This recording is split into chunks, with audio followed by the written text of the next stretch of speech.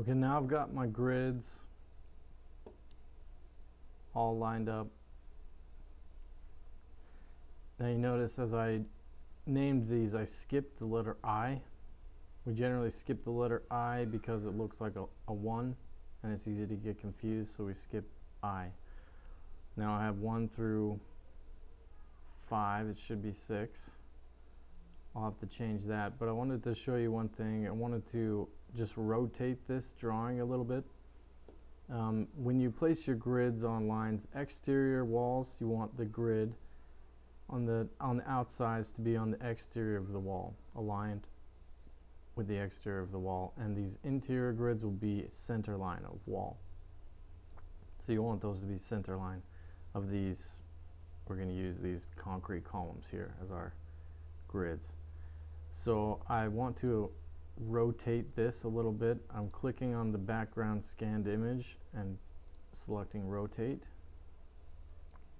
I'm going to click on this intersection of these two grids down here, and I want to reference rotate this again. I want this bottom line of the image, this bottom wall, to be aligned with this grid.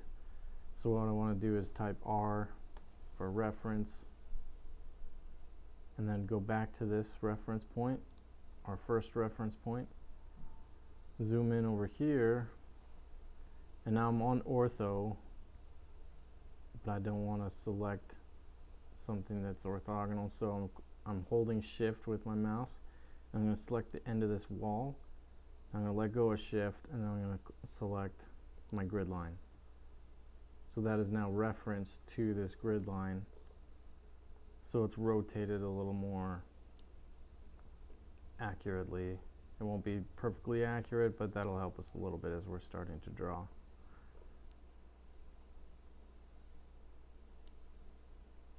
So those are our grids. Now we want to copy these grids along all of the rest of the images. So I'm going to just really quick go to my layer properties. I'm going to hide this underlay. Oh, I can't hide it because I'm on the current layer. I'm going to switch my current layer to grids. So I'm just going to select it, not make new layer. I'm going to make current, grids, make current. Now I'm going to go back to my layers properties.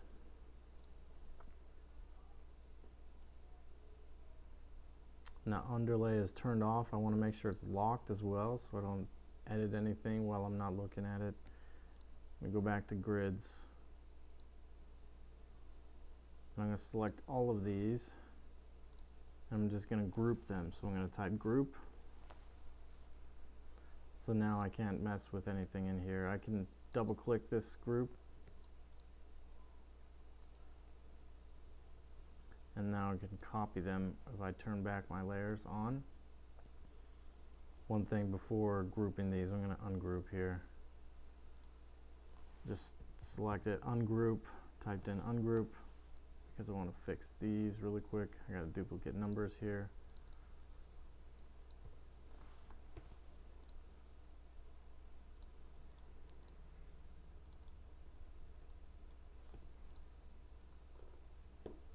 Okay, now I'll select all, regroup them, turn my underlay layer back on. I'm going to copy this group to my other layers, my other levels, excuse me.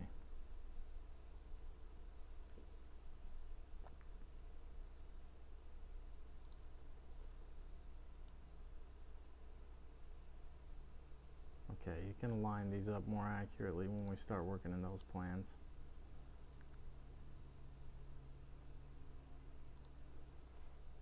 There we are. Now we have grids on all of our floor plans.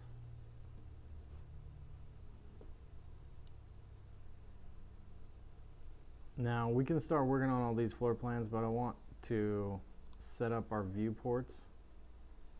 We want to see that floor plan here. We're looking at basement level. Let's go back to see which level is basement. That's level 3. It's level 2. level 1,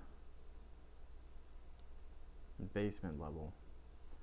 Now basement level is not the one we want to look at. This is actually basement. We want level 1 is the basement I'm thinking of, which is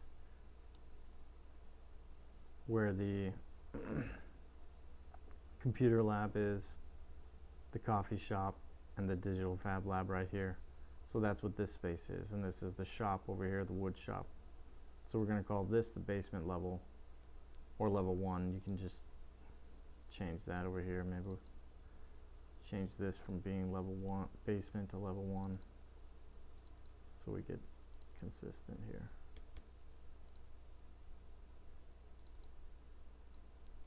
Maybe.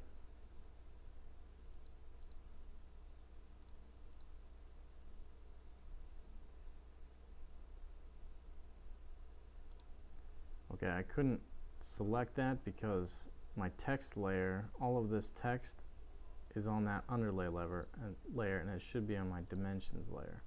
And that layer was locked for the moment, remember? So now we need to change these layers to dimension, not to be not to be underlay.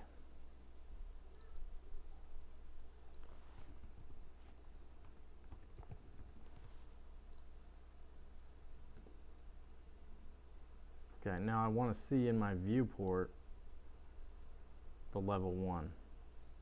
So this is my viewport, this blue rectangle. I'm going to double click in here to go into model space within my paper space. And now it's locked. If I scroll here, it doesn't do anything because it's locked. And it's locked at this 1/4 inch scale. I'm going to unlock that so we can navigate to the right floor level. Zoom in here, and I'm going to reselect my scale. It looks like 1/8 inch will be just right, or just about right. So I'm going to do 1/8 inch. I'm going to lock that, and I'm going to go back to paper space. So you can either hit this tab or double click out here on the paper space outside the viewport area. If I double click inside the viewport area, that activates my model space. So I'm double clicking outside to go back to paper space.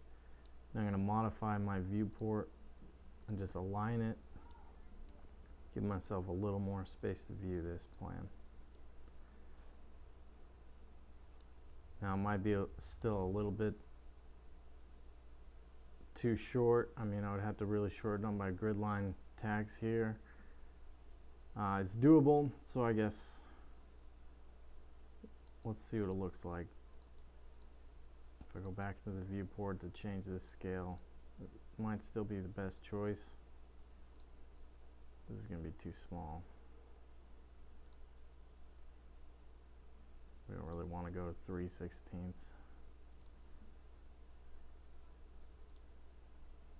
3/32 works. It's a really awkward, it's an awkward scale you don't really use in the profession. It does fit right, but we're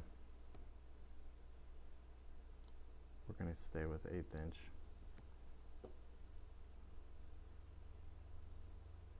And move it slightly over. And lock it.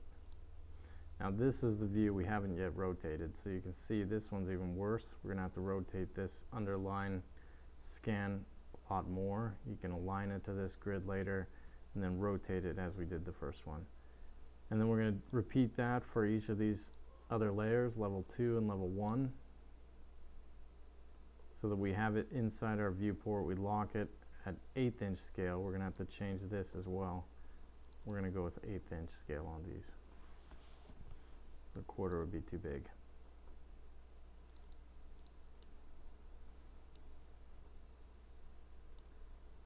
And now we're set up to start drawing our floor plans or overlaying what we have and modifying them.